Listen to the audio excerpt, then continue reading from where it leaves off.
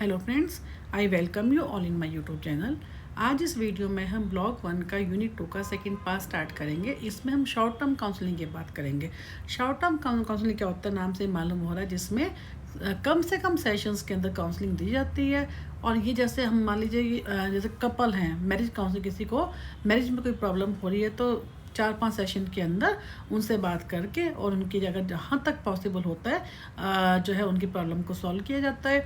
और ये इसमें बेसिकली मेन एम क्या होता है, जिसमें बात अभी नई नई शुरू हुई होती है, जिसको बहुत लंबा वो जो डिस्प्यूट है वो बहुत लंबा नहीं हो रहा होता। और इसमें क्या होता है, उन लोगों के लिए होती है जो कि कपल्स हुआ स्टिल इन लव, जो अभी भी वो एक दूसरे को प्यार करते हैं लेकिन किसी कारण से उनमें इशू आ रहे हैं।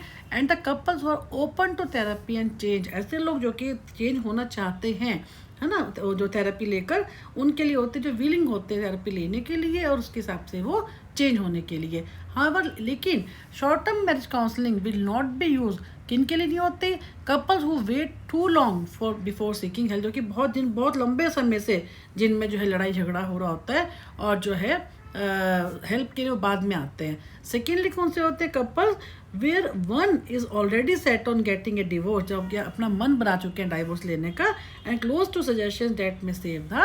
अब वो कुछ भी सुनना ही चाहते, किसी तरह की सजेशन वो चाहते ही नहीं है ताकि मैरिज जो है वो जो उनकी मैरिज है वो बच जाए। तो इसलिए क्या होता है, बेसिकली उनके लिए होती है जो कि स्टिल इन लव, जो अभी भी दूसरे के साथ अटैच हैं और अभी थोड़ी ही बात दिन से उनके आपस में कोई झगड़ा हुआ है, ताकि उनको 4-5 सेशंस के अंदर ही काउंसलिंग देकर उनकी प्रॉब्लम को सॉर्ट आउट किया जा सके, और who are willing to open the change.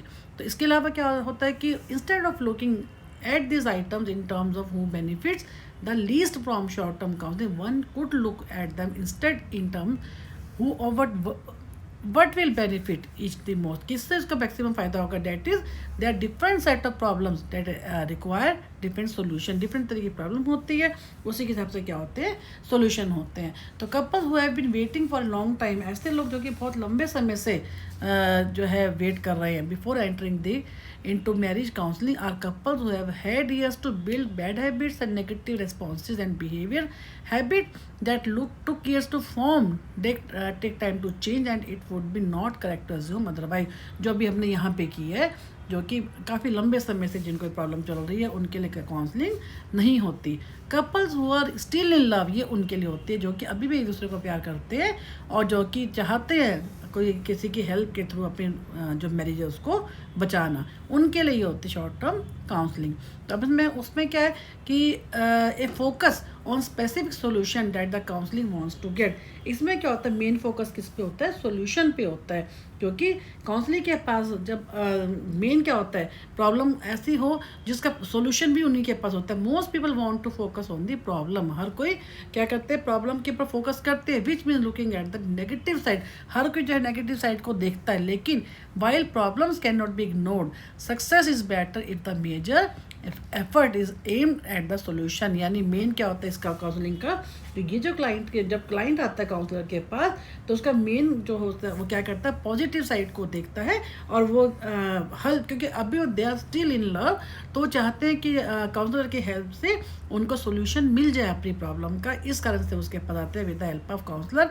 और काउंसलर को क्या करते हैं, वो एक एक्सपर्ट की तरह डील करते हैं कि उनको लगता है कि शायद उसके पास जाके उनकी प्रॉब्लम का क्रिएटिव सोल्यूशन मिल जाए। फिर विलिंगनेस टू चेंज, जो पीपल होते हैं for helping people is anchored in the understanding that people do not have the ability to change. Change क्या होता है, इनएविटेबल होता है, सब कुछ चेंज होना चाहते हैं, चेंज सबको होता ही रहता है लाइफ के अंदर। जो लोग उसके हिसाब से अपने आप को अडेप्ट कर लेते हैं, जो विलिंग होते हैं चेंज के हिसाब से अडेप्ट करने में, तो आराम से हो जाते हैं। तो रियल में जो चेंज होना चाहते हैं बेसिकली उनके लिए होती है। तो we also realise that people problem are always change, जो लोगों की जो प्रॉब्लम होती हैं वो भी फिक्स नहीं होती, वो भी चेंज होती रहती हैं।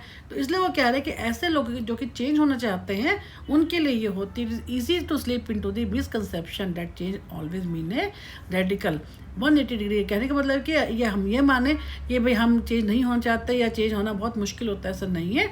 वास्तव में क्या होता है, इन counselling change is made in small, लेकिन छोटे छोटे तरीके से, स्मॉल तरीके से किया जाए चेंज, ना कि बहुत बड़ी एक सिंगल स्टेप में किया जाए। Change is an action step if a person takes even tiny action of change, it means more change is possible. अगर हम स्लोली स्मॉल स्टेप्स के अंदर अगर चेंज के प्लान बनाते हैं तो हम हर कोई जो है उसको चेंज किया, चाहे कितना भी बड़ा चेंज क्यों ना हो, वी कैन डू ईजिली। तो एक लिमिटेड टाइम फ्रेम, ये जो काउंसलिंग होती है ये 4 to 6 सेशन के जनरली होती है। With the many time depends on a counsellor. Counselling must be kept in balance with other duties. बाकी चीज़ें भी साथ साथ चलती रहती है। तो some people like to talk about their problem but do not really want to. कई लोग क्या होते हैं, चेंज होना चाहते हैं, चेंज होना नहीं चाहते, लेकिन उनकी अपनी प्रॉब्लम के बारे में फोकस करते रहते हैं। तो इसमें क्या होता है, one of the hardest aspects of counselling for most counsellor is setting the necessary limits.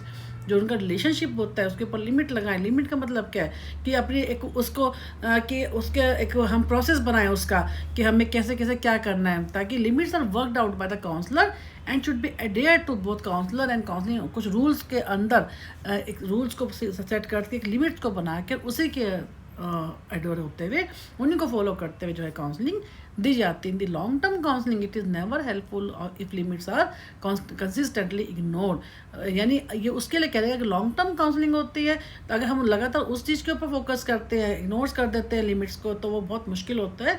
तो कहने का मतलब क्या होता है कि ये जो पॉलिसी, ये जो काउंसलिंग है, ये शॉर्ट टर्म होती है तो लिमिटेड इसमें टाइम फ्रेम होता है। What is reasonable limitation?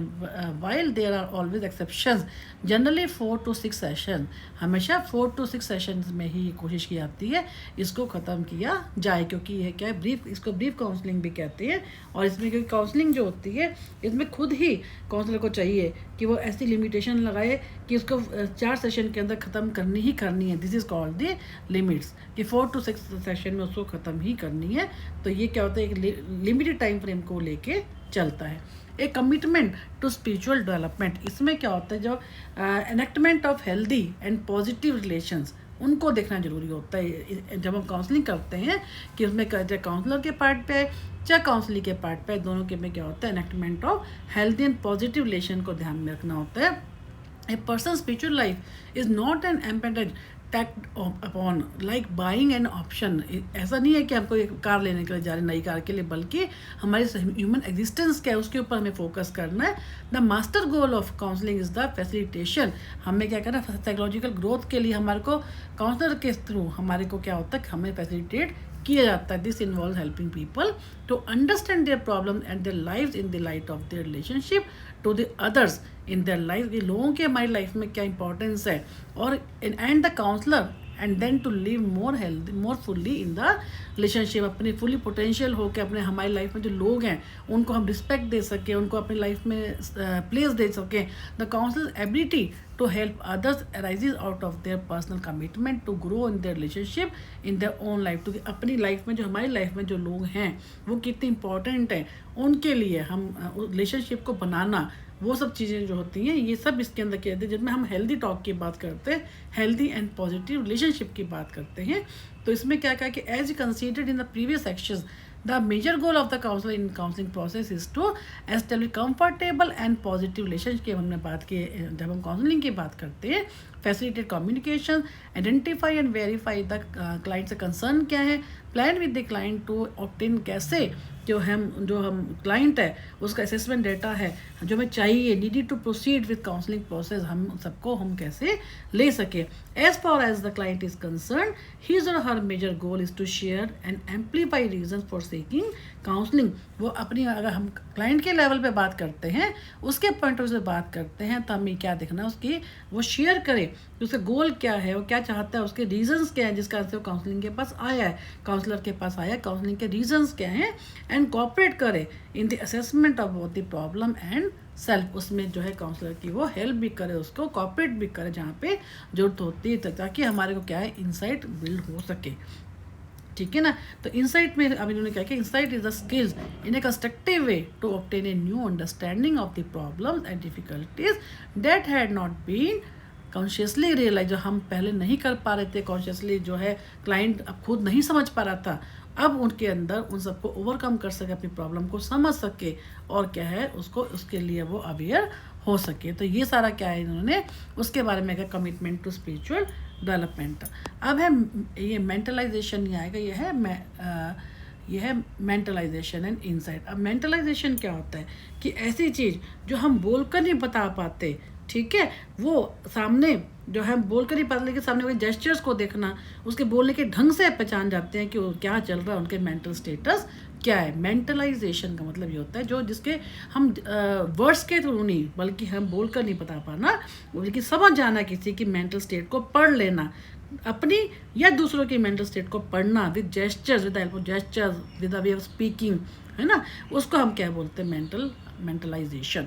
यानी इन्होंने क्या कहा यहाँ से ही पढ़ लेते हैं। Mentalization means to perceive and communicate mental state such as belief system क्या है, डिज़ायर क्या है, प्लान्स क्या है, गोल्स क्या है।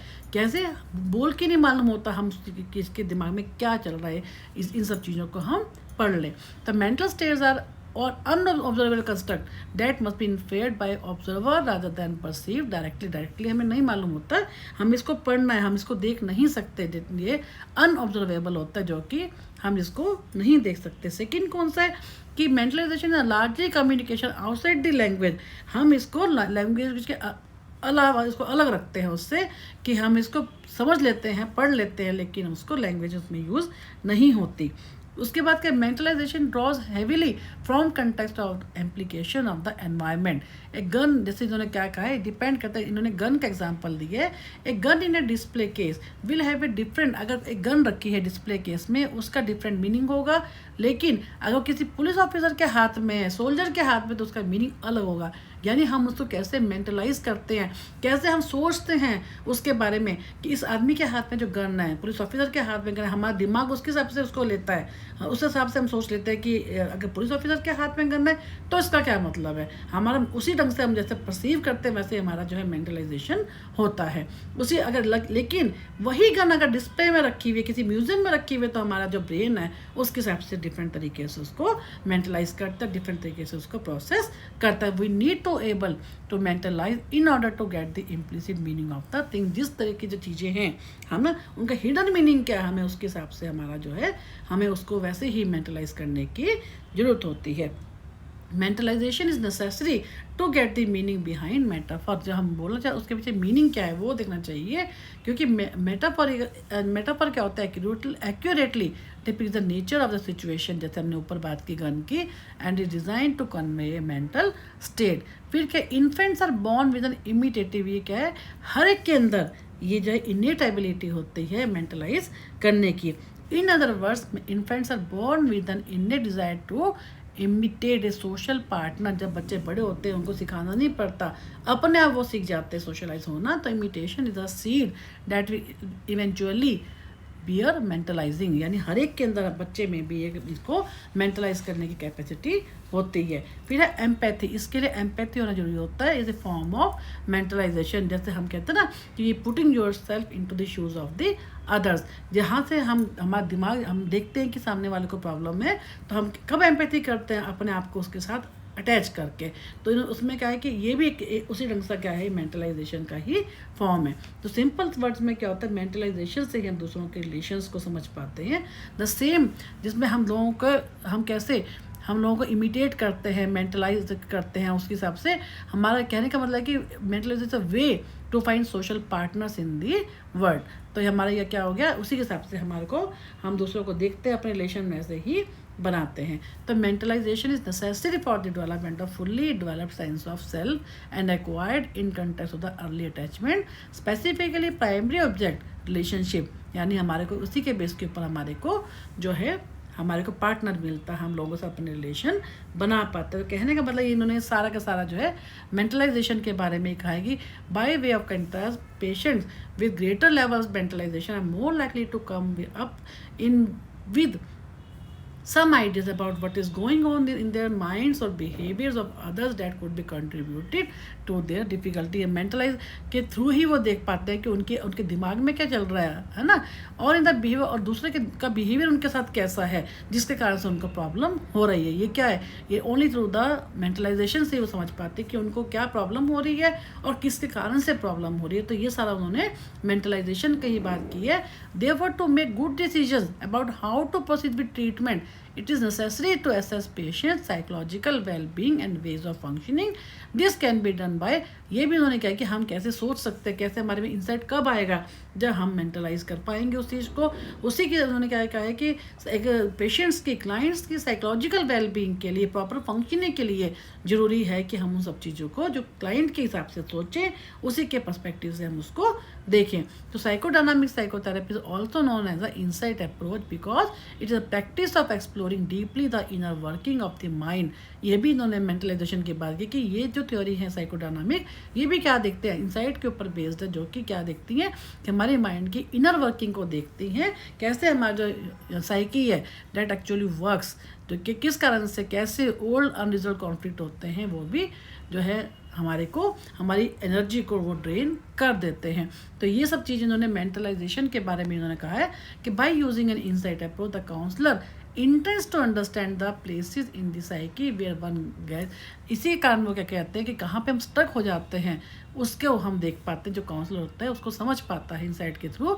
The ability to move forward in the life can relax with awareness of new option. तो ये सारा इन्होंने जो है मेंटलाइजेशन के बारे में कहा कि to make permanent change in the real occurrence of the depression and anxiety से बचने के लिए क्या करते हैं, it is important to combine insight therapy with the skill building of CB community behaviour therapy की उन्होंने बात की है कि हमारी उस टाइप का जो डिप्रेशन है, जो हमारी नेगेटिव थॉट है, जो हमारे ऑटोमेटेड थॉट है, जो हमारी इरेशनल थिंकिंग है, जिस कारण से हमारे को एंग्जाइटी हो रही है, डिप्रेशन हो रहा है, हम उस चीज़ से बाहर आ सकें, उसके लिए हम इंसाइट थेरेपी की इन्होंने बात की है कि हमें उस चीज़ की माइंडफुलनेस ट्रेनिंग की या CBT कॉग्निटिव बिहेवियर अप्रोच की के थ्रू हम अपने आप को ठीक कर सकते हैं, इंसाइट को गेन कर सकते हैं। This will lead to relatively more permanent change. इस कारण से हमारे में मोर परमानेंट चेंज की बात कर रहे हैं।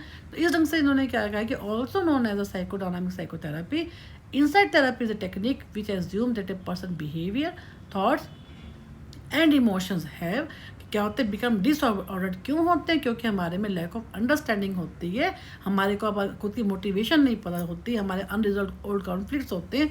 ये सारा इन्होंने साइकोडायनामिक साइको एनालिसिस अप्रोच की बात की है, जिसमें हम क्या करते हैं, with the help of the therapist होती है, हम इंसाइट को गेन कर पाते हैं, हम मोर फुल लाइफ अपनी लाइफ को ठीक से जी पाते हैं। तो इस टाइप से इन्होंने ये बात की है। अब हम बात करेंगे short term counselling. Short term counselling क्या होती है, जो कि लॉन्ग टर्म काउंसलिंग नहीं है, जब हम करना चाहते तो हम शॉर्ट टर्म काउंसलिंग की बात करते हैं, जो कि मैक्सिमम क्या होती है, इसको हम 6 सेशन मॉडल भी बोलते हैं, 6 सेशंस मॉडल। ठीक है, ये क्या होता है, शॉर्ट टर्म काउंसलिंग। इसमें हम क्या देखते हैं, क्या क्या चीज़ें होती हैं, 7 प्रिंसिपल्स होते हैं इसके। नंबर 1 पे म्यूचुअल गोल डायरेक्टेडनेस। इसका मतलब क्या है, क्लाइंट और काउंसलर मिलकर कोई गोल बनाते हैं और उनको अचीव करते हैं। क्विक प्रॉब्लम, जो प्रॉब्लम होती है उसको इमीडिएटली उसको आइडेंटिफाई किया जाता है।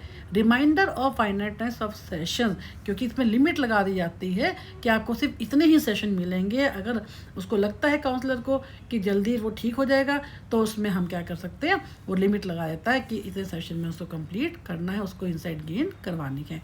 मेकिंग एन अप्रोप्रिएट रेफरल, जहाँ उसको लगता है कि 6 सेशन जैसे हैं, मैक्सिमम 6 सेशन की जैसे हमने बात की वो पूरे नहीं हैं, तो वो क्या करता है काउंसलर, उसमें उसको रेफरल की भी, जब उसको लगता है कि वो नहीं कर पाएगा या उसको और आगे फर्दर काउंसलिंग की जरूरत है, तो उसको रेफर भी कर देता है। फिर है कॉन्फिडेंशियलिटी, जो भी इंफॉर्मेशन होती है वो कॉन्फिडेंशियल रखी जाती है। फिर है ओपन कम्युनिकेशन, जितनी भी बात होती है सबको ओपनली डिस्कस किया जाता है, कुछ भी उसको छुपाना नहीं होता। फिर होता है फॉलोअप, जो है जब इस लाइक हो जाता क्लाइंट कि अपने आप अपने जो है लाइफ के ऊपर वो कंट्रोल करना सीख जाता है, कॉन्फिडेंस उसमें गेन हो जाता है, उसमें इंसाइट गेन हो जाती है, उसके बाद क्या होता है, फॉलोअप किया जाता है। इन दी 6, इसको 6 सेशन मॉडल बोलते हैं। सेशन 1 और 2 आर फॉर असेसमेंट, ये क्या होता है, असेसमेंट के लिए होते हैं। 3 और 4 क्या होता है, for development of insights and strategies के लिए होते हैं। फिर बात करते हैं 5 और 6 आर फॉर टर्मिनेशन, जैसे हमने ये जब हमने बात की है क्या थी, टर्मिनेशन की बात की थी। तो इस टाइप से क्या है, ये सारा उन्होंने इसी के बारे में क्या है कि इसको हम कैसे कैसे डिज़ाइन करते हैं कि इसको all participant provided demographic information completed self. इन्होंने एग्जाम्पल दे रखा है कि कैसे कैसे लोगों ने इसको किया था। ये इन्होंने इसी एग्जांपल के थ्रू समझा रखा कि participant who showed a response to brief treatment were contacted again, और ये हमने फॉलोअप की बात करी, and asked to complete questionnaire and sleep. ये सारा उन्होंने एग्जाम्पल के थ्रू समझाया कि बेसिकली क्या ये छोटे में 3 नंबर में या 5 नंबर में ही आता है, तो इसको 6 सेशन है। इन्होंने कैसे करा कि आप इनको इन 7 के 7 पॉइंट को, क्योंकि जो कॉन्फिडेंशियलिटी होती है ये तो सभी में कॉमन होती है, बेसिकली 1 2 3 4 5 6 ये होते हैं। ये 4 वो क्या जैसे हमने अभी बात की टर्मिनेशन की, ये क्या होते हैं लास्ट के 5 6 उसके लिए होते हैं। 1 2 जैसे हमने अभी बात की 3rd and 4th उसके हिसाब से, ठीक है। तो इस टाइप से ये हमारे क्या होगी शॉर्ट टर्म काउंसलिंग। फिर कहते हैं meaning and definition of brief therapy. Brief therapy क्या होती है ये भी नाम से मालूम होता है, ब्रीफ, जो कि ये भी बहुत छोटी थेरेपी होती है जिसको हम क्या टाइम लिमिटेड होती है ना, ये प्रेजेंट पे बेस्ड होती है और सॉल्यूशन पे बेस्ड होती है, जिसको हम बहुत जल्दी ही इसको पूरा किया जाता है, क्लाइंट की प्रॉब्लम को सॉल्व किया जाता है। Brief therapy short term therapy, या जिसको हम टाइम लिमिटेड भी कहते हैं।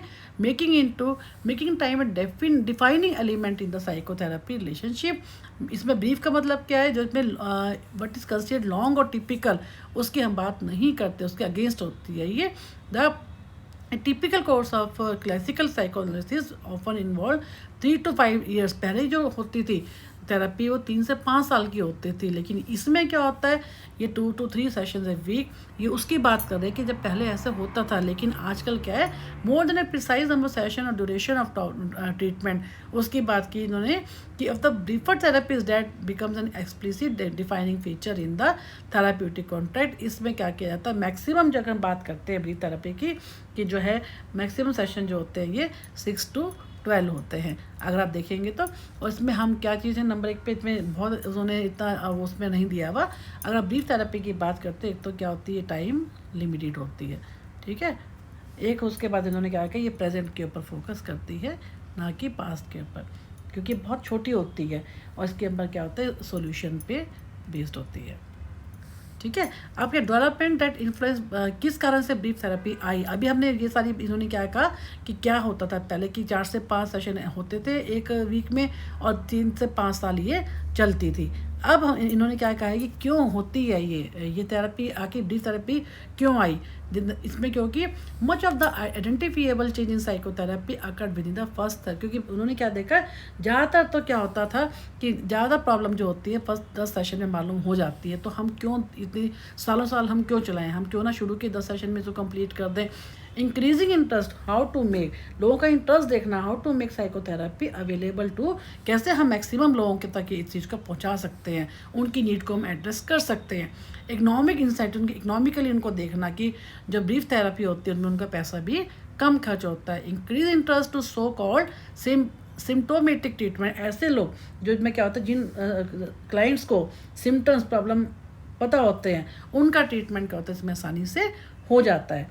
फिर कंटिन्यू डेवलपमेंट्स है बोलस्टर्ड इंटरेस्ट इन द ब्रीफ, लगातार क्या हुआ डेवलपमेंट्स होने से ब्रीफ थेरेपी में लोगों का इंटरेस्ट आने लगा, तो इस कारण से भी क्या होता है ब्रीफ थेरेपी जो है एग्जिस्टेंस में आई। Managed care strongly encourage briefer, कि में केयर बहुत लोगों को जब इंटरेस्ट आने लगा ये ब्रीफ थेरेपी इसमें आई हमारी हाईलाइटेड हुई, तो ब्रीफ के कारण क्या होता है केयर बड़ी इजीली जो होती है मैनेज हो जाती है, हाईली स्ट्रक्चर्ड होती है। ये एम्पेरिकल एविडेंस होता है कि इसमें क्या होता है कि जो भी, क्योंकि बहुत कम टाइम के लिए होती है तो हर चीज़ की इफेक्टिवनेस आप आराम से इजीली देख सकते हैं, हमें बहुत पीछे उसमें कई सालों तक नहीं जाना पड़ता। Virtually all therapeutic models and schools have been able to offer brief therapy alternative such as psycho analytic और साइकोडायनामिक ऑब्जेक्ट। जितनी भी पुरानी अप्रोच थी जो सालों साल चलती थी उसके अगेंस्ट इन्होंने क्या किया हमसे वर्चुअली भी इसमें कम टाइम के लिए होती है, तो इसमें क्या पे वर्चुअल की भी हम बात करते हैं, क्योंकि शॉर्ट टर्म में हम क्या करते हैं और थ्रू जरूरी नहीं कि आपको फिजिकली वहाँ प्रेजेंट होने की ज़रूरत होती है, आपको वर्चुअली भी हमने क्योंकि टाइम कम चाहिए होता है तो इसको भी हम यहाँ पे यूज़ कर सकते हैं। Major of the presenting problem can be approach from a brief therapy. Brief therapy के थ्रू हम मेजर प्रॉब्लम को भी most presenting concern individual work with the adolescent, इन सबको भी हम इसके थ्रू सॉल्व कर सकते हैं। तो कपल काउंसलिंग जैसे हो गई ये भी ब्रीफ होती है, क्राइसिस इंटरवेंशन होगी, ग्रुप थेरेपी जैसे होती है, पेरेंट की ट्रेनिंग करनी है, फैमिली थेरेपी है, तो इन सब में क्या होता है ब्रीफ थेरेपी की हम बात करते हैं कि किस कारण से इन्होंने बता रखा है कि जब ऑलरेडी यहाँ पे ये चल रही थी साइको एनालिसिस जो है चल रही थी, तो किस कारण से जो है ये ब्रीफ थेरेपी जो है एग्जिस्टेंस में आई। यहाँ पे जो इन्होंने कहा ये सारा उसी के बारे में कहा है कि जो पहले चल रही थी थेरेपी वो 3 से 5 साल लगते थे, उसमें इतने सेशन वीकली होते थे। तो लेकिन बाद में जो है इन सब के कारण डेवलपमेंट हुई और ब्रीफ थेरेपी जो है केम इनटू एग्जिस्टेंस। तो ये जो चैप्टर है यहीं पे ख़त्म होता है। नेक्स्ट वीडियो में हम नेक्स्ट उसकी बात करेंगे यूनिट 3 की। Thank you for